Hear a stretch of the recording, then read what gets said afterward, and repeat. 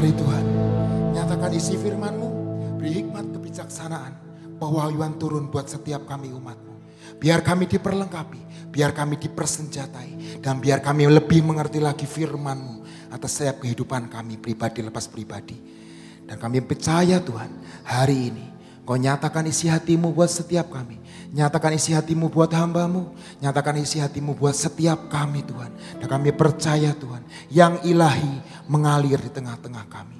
Di dalam nama Tuhan Yesus Kristus. Sama-sama berkata, amin. Shalom saudara semuanya. Terima kasih buat kesempatan yang diberikan. Hari ini saya mau sharing sedikit saudara. Saudara pernah dengar kata Obed Edom? Nah, apa dalam benak saudara tentang Obed Edom?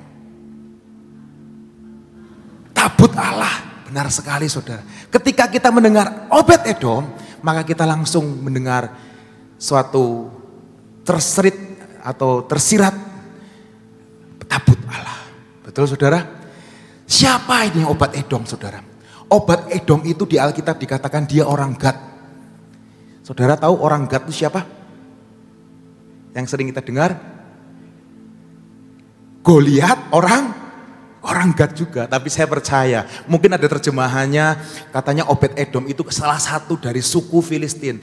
Tapi setelah saya selidikin Alkitab, Ensiklopedia, memang ada yang mengatakan Obed Edom itu adalah orang Gad. Mungkin berasal dari tempat dari Goliat. Tapi saya rasa dari terjemahan yang lain, dari kitab yang lain, ternyata Obed Edom itu adalah dari Bani Asaf. Dan dia seorang pemain kecapi saudara, Obed Edom itu. Oke, sebelum kita masuk lebih dalam lagi tentang Obed Edom, kita mau baca dahulu saudara, tentang Daud. 2 Samuel 6 ayat 1-9. Ini tentang ceritanya dahulu saudara. Saudara bisa mengerti apa yang saya akan ceritakan hari ini ketika tahu ayat ini dahulu. 2 Samuel 6 ayat 1-9 berkata seperti ini. Daud mengumpulkan pula semua orang pilihan di antara orang Israel, 3.000 orang banyaknya. Kemudian bersiaplah Daud lalu berjalan dari Balai Yehuda dengan seluruh rakyat yang menyertainya untuk mengangkut dari sana tabut Allah yang disebut dengan nama Tuhan semesta alam yang bertahta di atas kerubim. Mereka menaikkan tabut Allah itu dalam kereta yang baru setelah mengangkatnya dari rumah Abinadab. Ingat rumah siapa? Ngomong kanan kirinya. Ingat Abinadab. Bukan biadab saudara. Abinadab. Oke? Bukan biadab. Sekali lagi saya enggak memperkatakan seorang yang biadab. Namanya Abinadab. Amin. Yang di atas bukit. Rumahnya di atas bukit.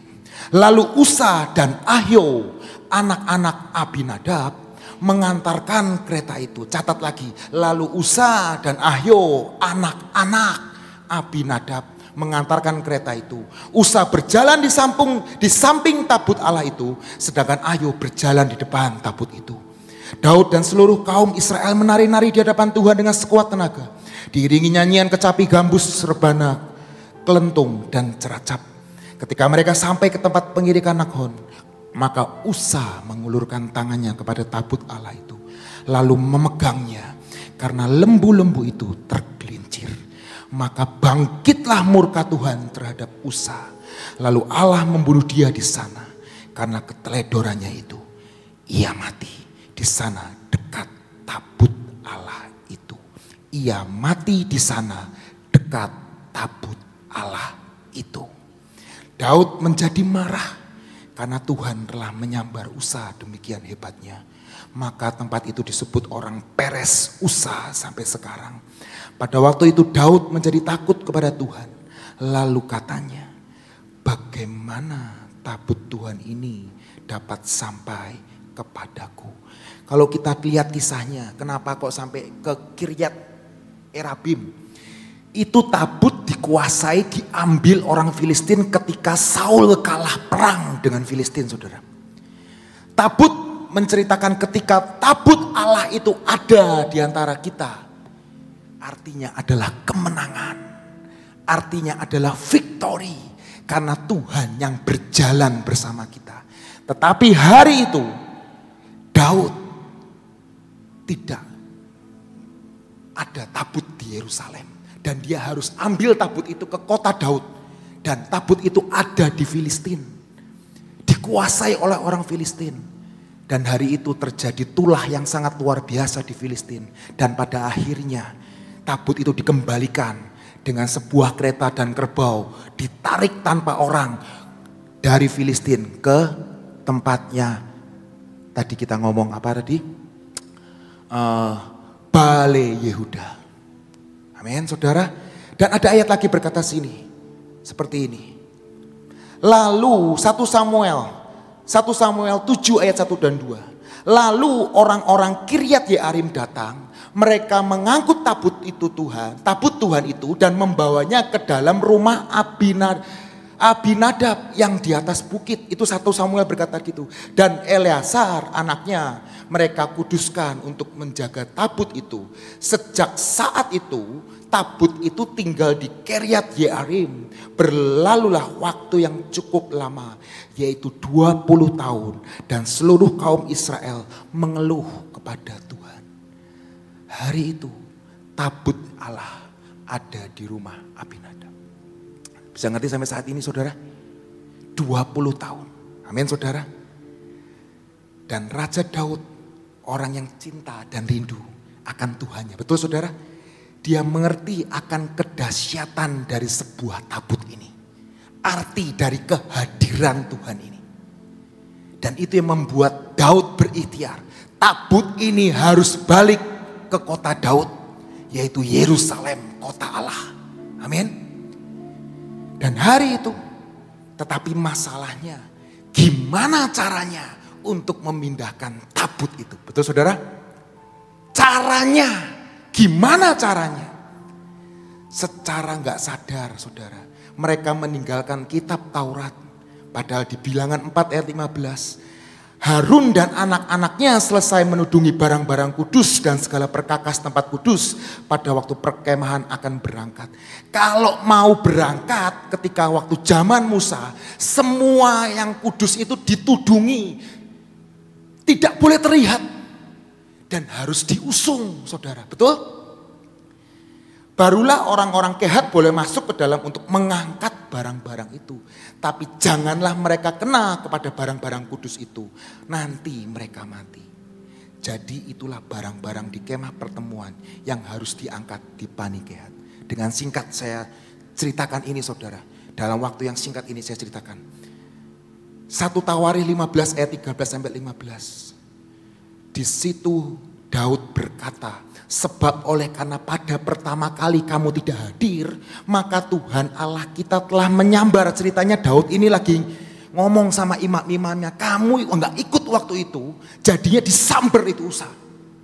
Jadi para imam dan orang-orang Lewi menguduskan dirinya untuk mengangkat tabut Tuhan Allah Israel. Kemudian Bani Lewi mengangkat tabut Allah itu dengan gandar pengusung di atas bahu mereka. Seperti yang diperintahkan Musa sesuai dengan firman Tuhan.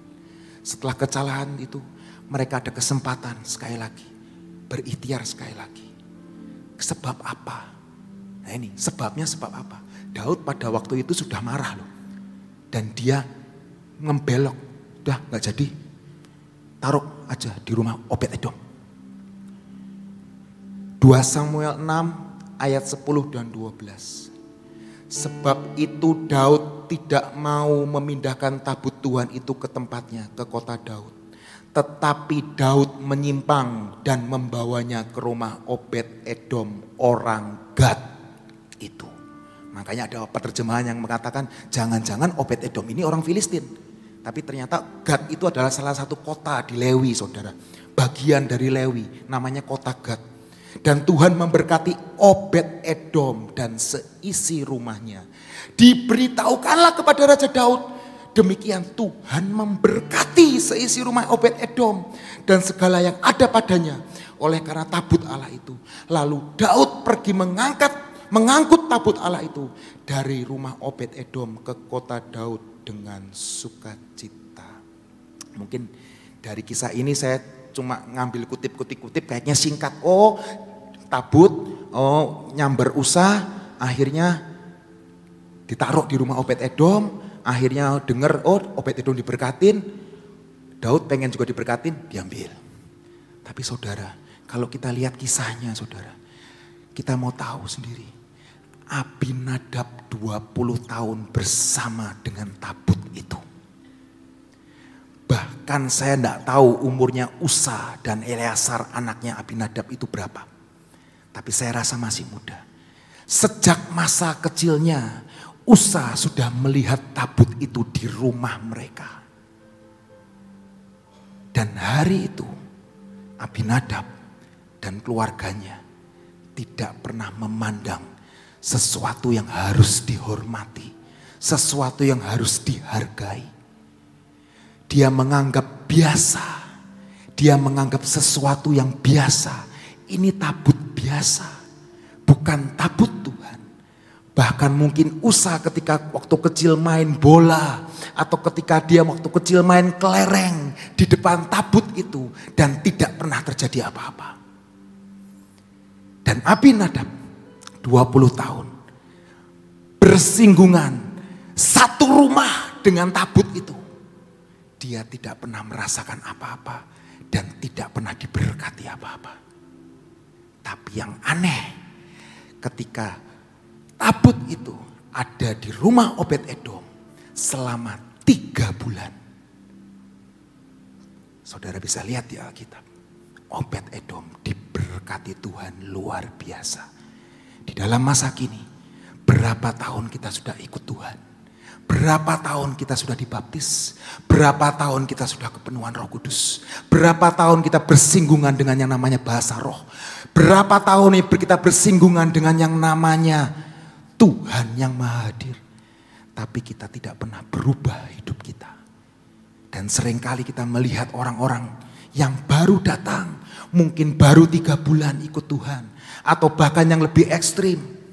Ada taman Tuhan di sana. Dia ada orang luar kota datang 3 jam nyembah di situ. Dan dia berkata, saya disembuhkan. Ini pertanyaan buat saudara dan saya. Tabut Tuhan ada di tengah-tengah Abinadab. 20 tahun. Dan dia tidak pernah merasakan kehadiran Tuhan. 3 bulan Obed-Edom. Dia merasakan Tuhan. Dan dia tahu ini ada sesuatu yang luar biasa. Dan Alkitab berkata, Tuhan memberkati seisi rumah Obed-Edom dan segala yang ada padanya oleh karena tabut Allah itu. Oleh karena tabut Allah itu. Mengapa tabut yang sama? Tabut yang sama dari zaman Musa. Mengapa hasilnya begitu berbeda? Amin saudara. Saya itu mengingatkan saya kepada seorang perempuan yang sudah 12 tahun pendarahan. Tadi siang pun beberapa teman-teman habis desak-desakan karena ingin bertemu dengan salah satu calon wapres. Dan hari itu juga Yesus jalan di kota dan dia dikerumuni banyak orang. Dan hari itu ada seorang perempuan yang 12 tahun pendarahan. Tidak bisa disembuhkan. Semua dokter berkata, give up. Menyerah. Tidak bisa disembuhkan. Tapi hari itu dia jamah jubah Yesus. Dan hari itu Yesus berkata, ada sesuatu yang mengular. Sesuatu yang mengalir dari hidupku. Dan hari itu dari semua kerumunan orang, hanya satu yang disembuhkan. Perempuan 12 tahun pendarahan. Mengapa seperti itu banyak terjadi dalam kehidupan kita saudara? Dari sekian banyak orang yang menikmati kehadiran Tuhan mungkin. Tapi kok saya kok gak bisa. Yang lain disembuhkan kok saya gak disembuhkan. Tabut yang sama. Tuhan yang sama. Hari ini saudara, ada suatu quote yang berkata familiarity kills. Familiarity kills. Itu artinya kebiasaan. Sudah terbiasa yang membunuh iman seorang. Karena kita sudah terbiasa. Oh ya, kebaktian ya. Oh ya. Acara Batra. Oh ya acara Batra ya. Nyembah dulu nih. Habis ini pendamaian. habis ini, habis ini, habis ini. Oh ya, kita terbiasa dengan segala sesuatunya. Dan pada akhirnya kita pulang dari suatu KKR, mungkin dari suatu kebaktian, tanpa menerima apapun dalam hidup kita. Hari ini pertanyaannya saudara, Obed Edom, 1 Tawarikh 16 ayat 37 sampai 38. Lalu Daud meninggalkan di sana di hadapan tabut perjanjian Tuhan itu Asaf dan saudara-saudara sepuaknya untuk tetap melayani di hadapan tabut itu seperti yang patut dilakukan setiap hari. Juga Obed Edom dan saudara-saudara sepuaknya yang 68 orang itu. Obed Edom bin Yedutun dan Hosa adalah penunggu-penunggu pintu gerbang. Obed Edom bersama dengan saudara-saudaranya 68 orang ngerawatin yang namanya arti dari kehadiran Tuhan, menghormati arti kehadiran Tuhan. Amin saudara. Di 1 Tawarikh 26 ayat 4 dan 8 saya mau bacakan buat saudara. Obed Edom mempunyai anak-anak yaitu Semaya anak sulung Yosabat, anak yang kedua Yoah, anak yang ketiga Sakar, anak yang keempat Nathan, Netanel, anak yang kelima Amil, anak yang keenam Isakar, anak yang ketujuh dan Peuletea, anak yang kedelapan. Sebab Allah telah memberkati dia. Bagi Semaya anak Obed Edom itu lahir anak-anak. Mereka memegang pemerintahan di antara puak mereka. Sebab mereka itu adalah pahlawan-pahlawan yang gagah-gagah perkasa. Anak-anak Semaya ialah Otni, Refael, Obed dan Elsabat, serta saudara-saudaranya, yakni Elihu dan Semaya, orang-orang yang gagah perkasa. Mereka sekalian adalah keturunan dari Obed Edom, yakni mereka sendiri, anak-anak mereka dan saudara-saudara mereka.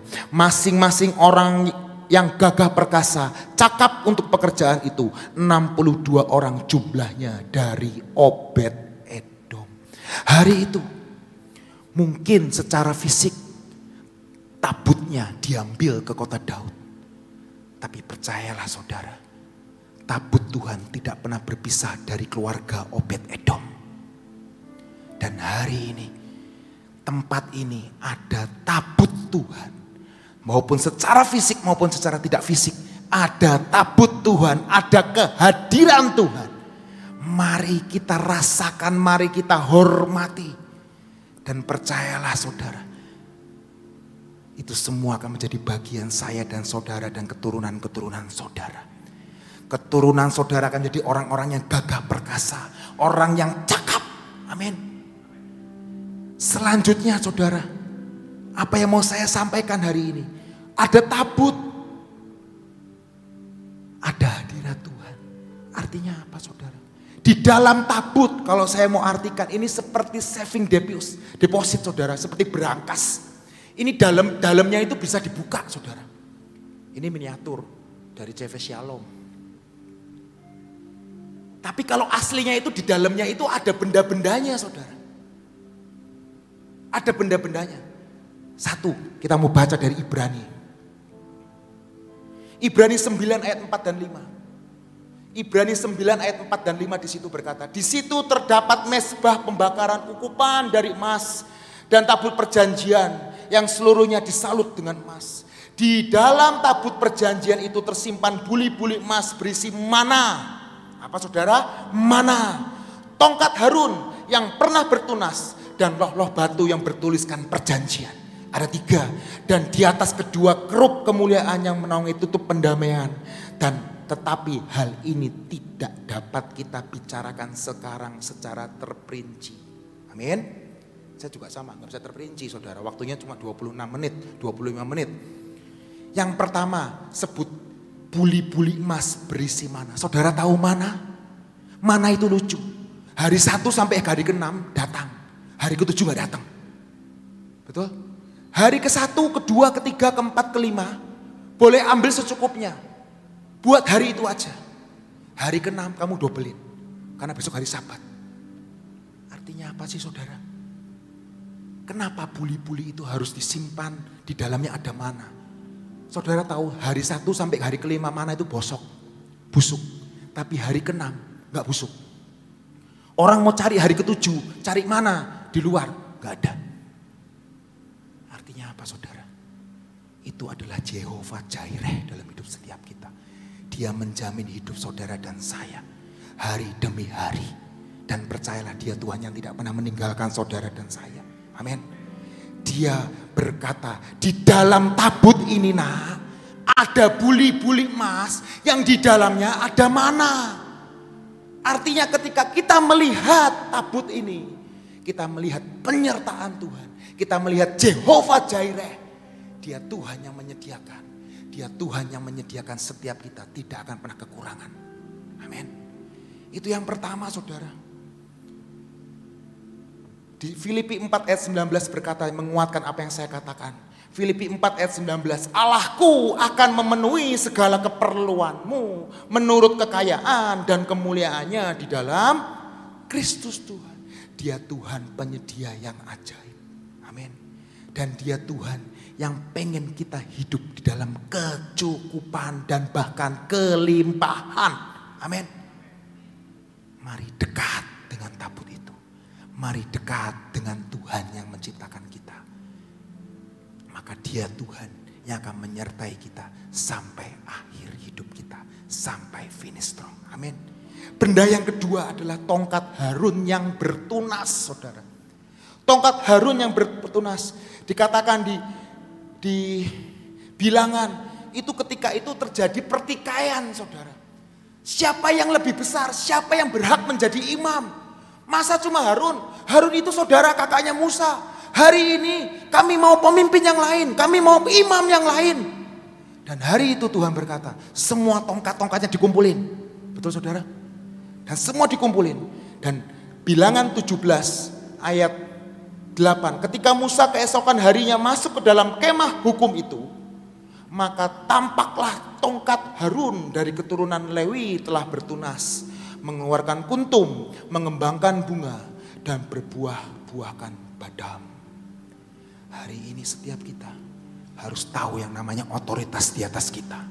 Siapa pemimpin rohani kita, siapa kakak rohani kita, siapa yang Tuhan taruh dalam hidup kita. Mari hormati, mari submit, mari tundukkan dirimu. Supaya hidup kita dipimpin sampai ke dalam rencana dan kehendak Allah dalam hidup setiap kita. Hari itu ada yang namanya pertikaian, hampir ada pemberontakan. Dan sekali lagi Tuhan berkata, engkau pengen jadi pemimpin? Boleh. Berikan semua tongkat. Tongkat adalah lambang kepemimpinan, lambang otoritas. Tapi sekali lagi Tuhan berkata, yang bertumbuh, yang berbuah, dia pantas jadi seorang pemimpin. Semua akan dilihat dari buahnya, bukan perkataannya, tapi buahnya. Amin. Dan hari itu Tuhan membuktikan sekali lagi, semua tongkat pemimpin diberikan di depan tabut. Dan hari itu hanya tongkat Harun yang mengeluarkan kuntum, mengembangkan bunga, dan berbuahkan buah badam. Amin saudara.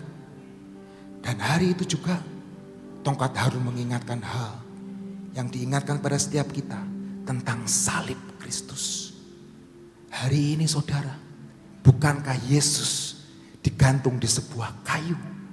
Kayu yang mati, kayu yang tidak hidup. Tapi hari ini kita pasang salib di rumah kita. Bahkan kita pakai kalung salib. Artinya apa? Itu adalah kayu yang mati. Kayu yang mati. Kayu untuk penyiksaan. Tapi Tuhan berkata, dari sebuah kayu itu akan mekar sebuah kuntum. Dan akan membuahkan keselamatan buat setiap orang dan setiap bangsa. Itulah Yesus Tuhan kita. Saudara bisa ngerti sampai saat ini saudara. Yang selanjutnya saudara, Matius 7 ayat 20 ayat 21 berkata, jadi dari buahnya kamu akan mengenal mereka. Bukan setiap orang yang berseru kepada Tuhan, Tuhan, Tuhan akan masuk ke dalam kerajaan surga. Melainkan dia yang melakukan kehendak Bapakku di surga. Amin. Yang ketiga, yang ada di dalam tabut perjanjian ini, loh-loh batu yang bertuliskan perjanjian. bukankah saudara dan saya adalah umat perjanjiannya? Kita ada karena perjanjian Tuhan dengan hidup setiap kita. Bukan kita yang milih Tuhan, tapi Tuhan yang sudah pilih kita. Amin. Dan hari itu di dalam tabut harus, Keluaran 25 ayat 16, di dalam tabut harus kau taruh loh hukum yang akan kuberikan kepadamu. Dan Ibrani 8 ayat 10 berkata, maka inilah perjanjian yang kuadakan dengan kaum Israel sesudah waktu itu. Demikianlah firman Tuhan, aku akan menaruh hukumku dalam akal budi mereka dan menuliskannya di dalam hati mereka. Maka aku Tuhan akan menjadi Allah mereka dan mereka akan menjadi umatku. Dan Daud berkata, firmanmu adalah pelita bagi kakiku dan terang bagi jalanku. Di dalam tabut perjanjian ada 2 loh batu perjanjian Tuhan dengan manusia. Dan ini akan membawa setiap kita. Firman Tuhan itu hidup. Firman Tuhan itu bukan mati. Amin saudara. Dan hari ini saudara, mungkin zaman dahulu orang harus menghadap tabut ini adalah imam. Tapi ketika Yesus sudah mati buat hidup kita, tabir bait suci sudah dibelah. Dan semua saudara dan saya berhak datang pada Sang Pencipta Yesus sendiri dengan darah anak domba Allah. Betul saudara? Dan dia Tuhan yang akan membawa kita untuk masuk lebih dalam lagi. Enggak cuma sampai di pelataran, enggak cuma sampai di halaman, tapi di dalam baitnya yang kudus. Ibrani 10 ayat 19 sampai 22 berkata, jadi saudara-saudara, oleh darah Yesus kita sekarang penuh keberanian dapat masuk ke dalam tempat kudus. Karena ia telah membuka jalan yang baru dan hidup bagi kita melalui tabir, yaitu darinya sendiri. Dan kita mempunyai seorang imam besar sebagai kepala rumah Allah. Karena itu marilah kita menghadap Allah dengan hati yang tulus ikhlas dan keyakinan iman yang teguh. Oleh karena hati kita telah dibersihkan dari hati nurani yang jahat dan tubuh kita telah dibasuh dengan air yang murni. Amin saudara. Dan sekali lagi saudara, mana itu roti yang dari surga. Amin. Ada ayatnya saudara. Yesus berkata, Yohanes 6 ayat 35. Kata Yesus kepada mereka, akulah roti hidup. Dan barang siapa datang kepadaku, ia tidak akan lapar lagi. Dan barang siapa percaya kepadaku, ia tidak akan haus lagi. Dan biar hari ini bukan kita ikut-ikutan perjanjian lama ya, ada tabut ya. Hari ini ketika kita melihat tabut, kita melihat ada penyertaan Tuhan dalam hidup setiap kita. Dialah roti hidup itu, yaitu Yesus Kristus Tuhan. Dan yang kedua, tongkat yang berbunga, tongkat yang berbuah, yaitu Yesus yang sudah dipakukan di kayu salib. Dan dia sudah mati buat saudara dan saya. Dan melahirkan keselamatan buat selama-lamanya. Dan yang ketiga, waktu saya habis. Yang ketiga adalah firman Tuhan. Firman itu sudah menjadi manusia melalui Yesus Kristus Tuhan. Amin saudara. Amin saudara. Saudara, saya tuh bawa bola. Saya keinget banget, ini yang terakhir, percayalah. Saudara, saudara tahu roh yang di dalam saudara itu lebih besar daripada apapun dalam dunia ini. Kalau tabut itu ada dalam hidup saudara, saudara mau apapun bisa melakukan terbang tinggi bersama Yesus loh saudara. Amin saudara. Saya tuh bawa mainan anak saya saudara. Roh Tuhan ada dalam hidupmu, amin. 2 bola yang sama, anggap ini manusia yang sama ya saudara ya. Anggap manusia yang sama saudara. Ya sebentar, alarm saya sudah bunyi saudara. Saya nggak mau beban buat saudara saya. Ini 2 bola saudara. Saudara, apa yang membedakannya? Saya pernah ngomong ini minggu ini. Apa yang membedakannya?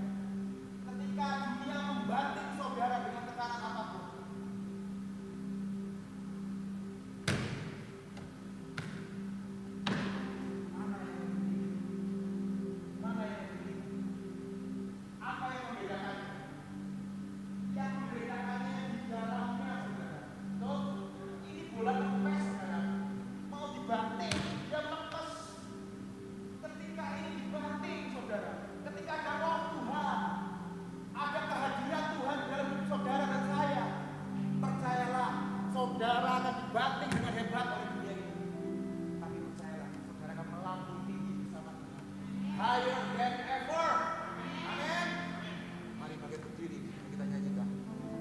Bertata Tuhan, bertata atas hidupku. Bertata Tuhan, bertata di atas kerubi. Kami sujud menyembah Engkau, Jehovah Elohim. Yesus Tuhan, Yesus Tuhan berkuasa melakukan segalanya dan mengubahkan hidupmu dan hidupku. Jadilah Tuhan, jadilah kehendakmu di bumi seperti di surga. Yesus Tuhan, Yesus Tuhan berkuasa mengubahkan segalanya. Jadilah kehendakmu di bumi seperti di surga.